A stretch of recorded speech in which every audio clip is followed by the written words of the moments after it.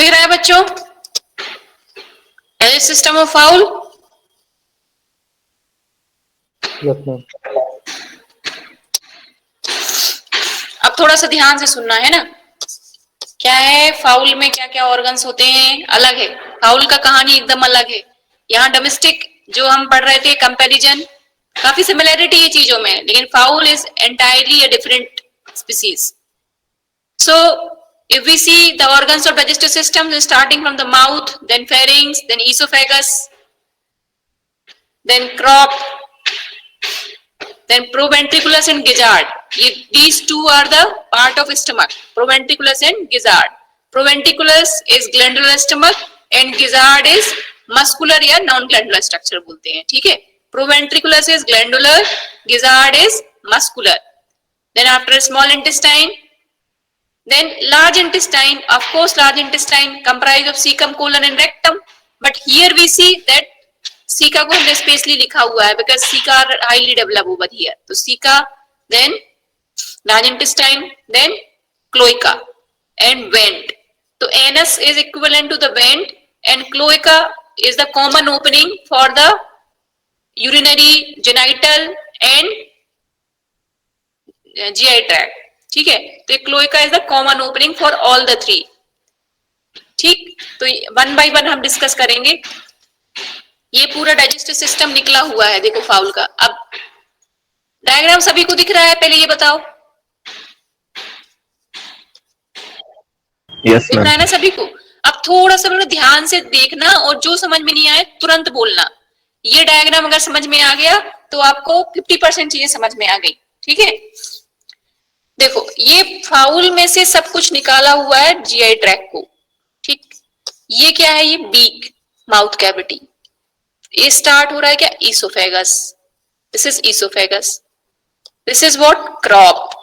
Crop is the simple dilatation of oesophagus. ठीक है, तो क्रॉप क्या है? ये पाउच लाइक स्ट्रक्चर है. It is a dilatation of oesophagus. तो इसको बोलते हैं प्री क्रॉप ईसोफेगस और इसको बोलते हैं पोस्ट क्रॉप ईसोफेगस, क्योंकि दोनों बाद में भी ईसोफेगस है, पहले भी ईसोफेगस है, बीच में क्रॉप फंस रहा है. ठीक है, तो this is crop, this is oesophagus, pre crop oesophagus, this is post crop oesophagus. अब ईसोफेगस कहां ओपन हो रहा है? In the proventriculus. Proventriculus is the glandular stomach, जहां पर सेल्स होंगी, ऑक्जेंटिकोपेप्टिक सेल्स होंगी. ठीक है, हिस्टोलॉजी भी अलग है यहाँ पर, तो थोड़ा थोड़ा तो पढ़ सकते हैं अपन चीजें. ये प्रोवेंट्रिकुलस है. ये जो स्ट्रक्चर दिख रहा है, this is the gizzard. This is called gizzard और वेंट्रिकुलस. वेंट्रिकुलस के पहले प्रोवेंट्रिकुलस और इसको बोला हुआ है वेंट्रिकुलस. दोनों ही स्टमक हैं. One is non glandular stomach, this one is glandular stomach. इसको मस्कुलर स्टमक भी बोलते हैं. Gizzard is also known as muscular stomach. ठीक है, अब स्टमक खत्म तो क्या आना चाहिए? ड्यूडेनम आना चाहिए. This is duodenum. Duodenum has two loops, two arms are there. ठीक है, तो ascending and descending two arms are there. Ascending कब बोलेंगे? जब आगे की तरफ जाएगा.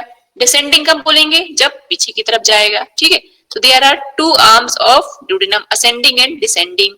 और दोनों आर्म के बीच में ये क्या है? ये पूरा लूप जो दिख रहा है, this loop is of duodenum and between the two loops of duodenum there is pancreas. ये बहुत पूछा जाता है. Between the two loop of duodenum there is pancreas. Here is the pancreas. ठीक, ये छोटा सा ग्लोब्यूलर शेप का, ये देखो ये दिख रहा है, ये स्प्लीन है इधर. ठीक है, स्प्लीन की टोपोग्राफी थोड़ा अलग होगी. जब हम इंसीटू देखते हैं, मतलब फाउल के बॉडी के अंदर देखते हैं, तो यहाँ पर स्प्लीन मिलती है. गिजार्ड और प्रोवेंट्रिकुलस के बीच में यहाँ पर स्प्लीन आएगा. अब ये सब निकाल दिया है ना, तो इसलिए ऐसा सब अलग अलग दिखा रहे हैं. This is the liver. Liver is comprised of two lobes, right lobe and left lobe. दो लोब होते हैं. And in the right lobe there will be the presence of gall bladder. So liver is comprised of two lobes, right lobe and left lobe. So this is liver. अब यहाँ duodenum खत्म हो गया था ना, अब ड्यूडेनम के बाद क्या आएगा, जेजुनम आएगा। तो दिस इज द जेजुनम। ये कॉइल्स किसका है, जेजुनम है, ये पूरा जेजुनम है। अब जेजुनम के बाद क्या आना चाहिए, इलियम आना चाहिए। Ileum, there is no demarcation between ileum and jejunum. We can say जहां पर इलियम खत्म हो रहा है वहां से जो जितना लेंथ सीकम का जाएगा, मतलब इसके इक्विवेलेंट इधर तक, मतलब सीकम इलियम का आएगा। ये पूरा तो कॉइल्स किसका है, jejunum. This is what, jejunum, and this last portion is of ilium, and here is the cecum. These are the two cecum are present. ये पूरा क्या है, दो स्ट्रक्चर जो लॉन्ग स्ट्रक्चर दिख रहे हैं ना, these are ck क्या हो गया, प्लूरल हो गया, और सीकम क्या हो गया, सिंगुलर स्ट्रक्चर। सीकम बोलेंगे तो सिंगुलर, और सीके बोले तो प्लूरल। तो these are the two ck, intestinal CK बोलते हैं इसलिए, टू इंटेस्टाइनल सीके। इसके बाद ये क्या है, लार्ज इंटेस्टाइन, ठीक है, इसको हम कोलोरेक्टम भी बोल सकते हैं, large intestine. And ultimately it opens into the closure where there is opening of GI tract, urinary tract and genital tract, ठीक है। अब ये बताओ इस डायग्राम में क्या समझ में नहीं आया,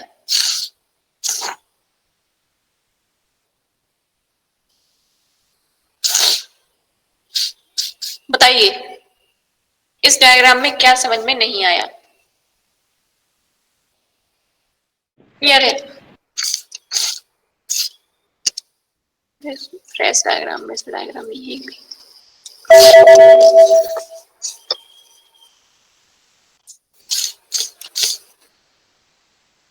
ये तो सिमेट्रिक डायग्राम है। मैं एक फ्रेश डायग्राम भी दिखाऊंगी आप लोग को, उससे थोड़ा सा आपको आइडिया लगेगा। ये तो सिमेट्रिक बना दिया है।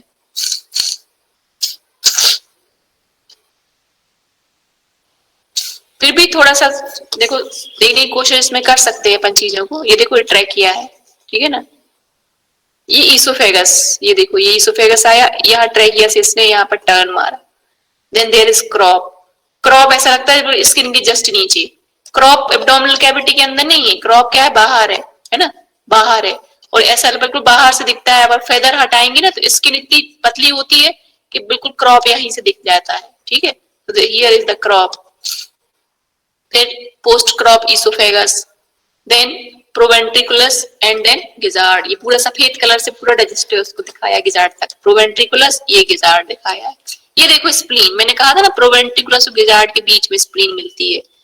Here is the spleen, these are the two lobes of the liver. एक ये लोब है और एक ये लोब है, two lobes of liver. And here is the heart, ये हार्ट है। There is no separation between thoracic and abdominal cavity. No, diaphragm is rudimentary. In case of fowl, diaphragm is rudimentary. So there is no separation between thoracic and abdominal cavity.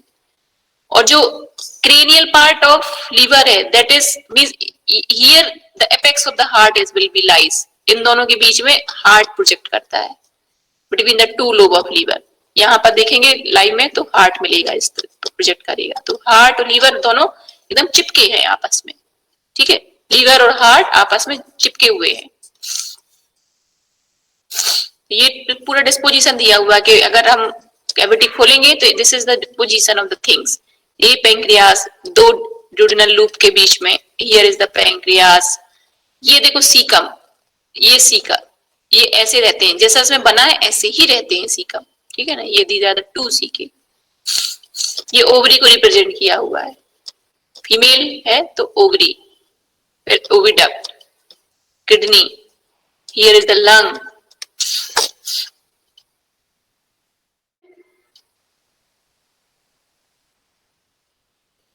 बच्चों,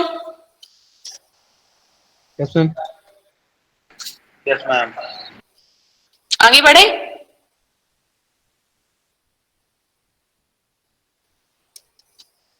yes ma'am, yes ma'am. देखो mouth अब थोड़ा थोड़ा पढ़ेंगे, मतलब ऐसा देखा जाए तो फाउल एक अलग स्पीसीज है और इसका डिटेल पूरा एनाटॉमी है। तो इतना फर्स्ट ईयर में पढ़ पाना बड़ा मुश्किल है। पीएचडी में तो एक अलग पूरा इसका एक कोर्स ही अलग चलता है, फाउल का पूरा एवियन कोर्स, ठीक है ना, एवियन एनाटॉमी। तो थोड़ा थोड़ा अपन पढ़ लेते हैं, हर चीज के बारे में थोड़ा थोड़ा नॉलेज, ठीक है। तो माउथ अगर हम देखें तो cheek, lips and teeth are absent. ये भी क्वेश्चन बड़ा पूछा जाता है, teeth are absent in case of fowl. देखे हैं कभी टीथ? हाँ No, ma'am. No ma'am. हाँ, तो teeth are absent. Beak, actually beak is present, that is why lips और चीक का भी कोई रोल नहीं है। Cheek, lips and teeth are absent. Anteriorly it bears the upper and lower horny pointed beak, beak होगा। Upper beak का जो portion है, एलिवेटेड डोर्सल पार्ट, जो शार्प एक वो डोर्सल पार्ट होगा ना अपर बीक का, उसको बोलते हैं कल्मेन, CULMEN, है ना, उसको क्या बोलेंगे? कल्मेन बोलेंगे। और the edge of lower beak is known as tomium, culmen and tomium. ठीक है, अभी दिखा देती हूँ। और उसमें एग टूथ क्या है? Egg tooth is present in beak in hatching eggs. Egg tooth क्या है? देखो, जैसे ये देख रहे हो ना, ये बीक है, ये बीक है, तो जो अपर बीक होता है उसकी शार्प जो एज होती है, ये वाली एज, इसको बोलते हैं कल्मेन। और जो लोअर बीक की, लोअर बीक कैसा होता है? दो होंगे, जैसे हमारा जबड़ा है, तो यहाँ पर ये दो लाइन है, इनको क्या बोला इसमें? Tomium. This two lines are tomium. और अपर बीक का जो ये शार्प एज है, इसको बोलते हैं कल्मेन। और जो हैचिंग चिक्स हैं, उसमें जो एक कल्मेन है, कल्मेन के आगे यहाँ पर एक बिल्कुल मोती के जैसा एक स्ट्रक्चर होता है, जिसको बोलते हैं एग टूथ बोलते हैं। एग टूथ क्यों? क्योंकि जब जो चिक है ना, वो एग शेल को ब्रेक करके बाहर निकलेगा ना, तो एग शेल को ब्रेक किससे करेगी? अपने एग टूथ से ब्रेक करेगा। टक टक टक, एग शेल ब्रेक होगा और चिक बाहर आएगा। ठीक है, तो और कितना छोटा सा देते, वो बोलता है जैसे टच पेन होती है, टच पेन, या एक छोटी माला का छोटा सा मोती, है ना, उस मोती के जैसा आपको यहाँ बीक के इधर लगा मिलेगा, कल्मेन के आगे। आ रही बात समझ में? तो एग टूथ किसमें मिलेगा? मिलेगा, ठीक है ना, will be present in chicks. ठीक है, so egg tooth is present in beak for hatching, to hatch, for hatching purpose. टंग कैसा है फाउल में? Tongue triangular rigid structure, comprise of a fixed base and a considerable free part. काफी सारा part free होता है टंग का इसमें, ठीक है ना, एंड अटैच थ्रू हायोडियस एपरेटस। ठीक, and the dorsal surface of tongue presents series of papillae called lingual papillae। ठीक है, तो इतना जानना बस पर्याप्त है कि टंग कैसा शेप है, ट्रायंगुलर शेप है, रिजिड स्ट्रक्चर है, फिक्स्ड पार्ट होता है, fixed base is fixed and considerable part is free. ठीक है, फेरिंग्स, टंग के बाद सीधे फेरिंग्स आ गए, मतलब देखा जाए तो soft palate is absent, hard palate के बाद सीधे जो एरिया आ जाता है वो फेरिंग्स का एरिया आ जाता है। ठीक है ना, अपर बीक का जो पोर्शन होगा वो हार्ड पैलेट बनाएगा, ठीक है ना, और soft palate is absent over here. ठीक, so the pharynx, the roof present median infundibular slit which is the common opening for right and left auditory lobes. अब यहाँ पर बहुत कुछ है समझने को, लेकिन हम इतना डिटेल में नहीं जाएंगे। Pharynx common auditory tubes, Eustachian tube की कॉमन ओपनिंग होती है, कॉमन यूस्टेशियन ओपनिंग। जैसे उसमें देखते थे ना, अलग अलग 2 ओपनिंग होती है ना, जब हमने 7 ओपनिंग्स ऑफ फेरिंग्स पढ़ा था कि नहीं? 7 ओपनिंग्स ऑफ फेरिंग्स याद करो बच्चों, 7 openings of pharynx. Here in case of fowl, the 2 tubes, eustachian tubes, they have the common opening and in the pharynx, ठीक है ना, और posterior nares की भी common opening होती है, जिसको बोलते हैं common choanal opening। ठीक है, in case of fowl। फिर हम आते हैं esophagus पे। Esophagus, the wall is thin and the lumen is wide। अभी बात चल रही थी, divided into 2 parts, pre crop oesophagus and post crop oesophagus. Cervical part is longer and just before passing into the thoracic inlet, the tube is enlarged ventrally to a great extent to form crop. तो crop बिल्कुल आपको एकदम मिलेगा thoracic inlet के just anteriorly, ठीक है ना, नीचे की तरफ you will have the crop, ठीक. Cervical part is longer as compare to thoracic part, and just before the thoracic inlet, the enlarged portion of esophagus is known as crop. Then esophagus has small abdominal part which opens into the proventriculus.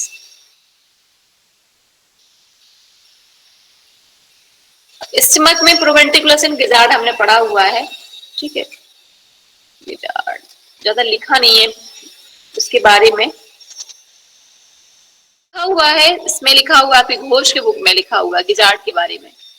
Usually actually gizzard के बारे में थोड़ा ज्यादा पूछ लेते हैं.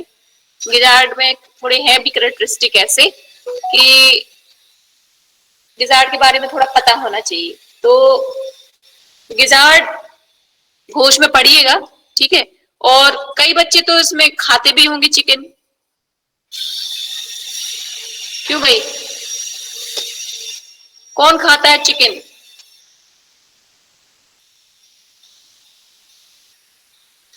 Chicken कौन खाता है? शर्माने वाली बात थोड़ा है, मैं कौन सा पनिश कर रही हूँ. बताओ भाई, अपने एक्सपीरियंस शेयर करना. हाँ प्रमोद, हाँ प्रमोद आप खाते हो?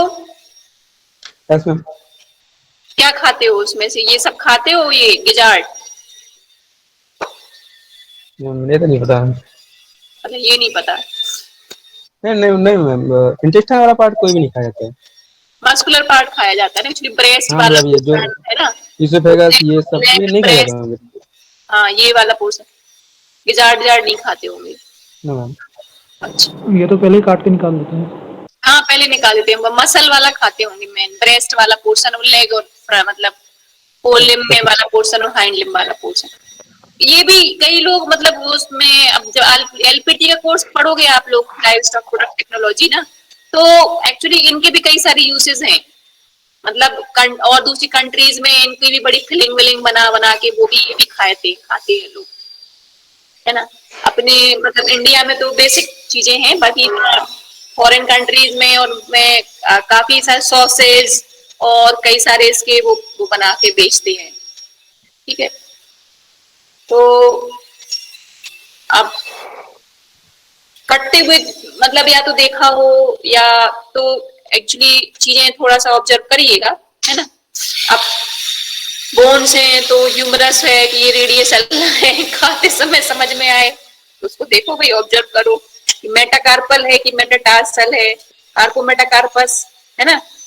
तो इस टाइप से चीजें फाउल का भी पढ़ना है. अभी सारी चीजें अभी पढ़ी नहीं होंगी, सारी बोन्स पढ़नी है फाउल की. तो एक और यहाँ डाइजेस्टिव सिस्टम, अगर अब जब आओगे तब की बात अलग है, जब आओगे तो पूरा हम एक पूरा मतलब नया फाउल मंगा के वो पूरा एक बार डिसेक्शन कराते हैं फाउल का, तो सारे ऑर्गन्स उसमें क्लियर हो जाएं, सारी चीजें आपको क्लियर हो जाती हैं. चलो कोई बात नहीं, अभी हम समझ लेते हैं. Stomach has two part, glandular stomach and muscular stomach, ठीक है. ग्लैंडुलर स्टमक अभी हमने देखा डायग्राम में, it is spindle shape, elongated tubular structure and connected with the muscular stomach by a constriction that is called isthmus, ठीक है ना. मतलब प्रोवेंट्रिकुलस किस में ओपन हो रहा है? गिजार्ड में, by a constriction that is called isthmus, ठीक है. अब इसका जब हम इंटरनल स्ट्रक्चर देखेंगे, कितना शोर हो रहा है, अरे ठीक है. अब हम सारी चीजें आपको दिखाते, प्रोवेंट्रिकुलस ओपन करेंगे अगर इसको और अंदर से देखेंगे, जैसे हमने एबोमेजम देखा, ओमेजम देखा, ओमेजम में ओमेजल लेमिनेट थे, एबोमेजम में फोल्ड्स थे. तो यहाँ हम प्रोवेंट्रिकुलस को ओपन करेंगे तो अंदर क्या मिलते हैं? There are presence of papillae in the wall of proventriculus, ठीक है. सो ये पैपिले का यूटिलिटी है. और फिर क्या है, जैसे ये स्ट्रक्चर यहाँ पर पढ़ लिए, फिर इसके बाद आप डिसीजेस पढ़ोगे पैथोलॉजी में जाके, एवियन डिसीजेस पढ़ोगे, तो फिर वहां पोस्टमार्टम करना पड़ेगा बर्ड का.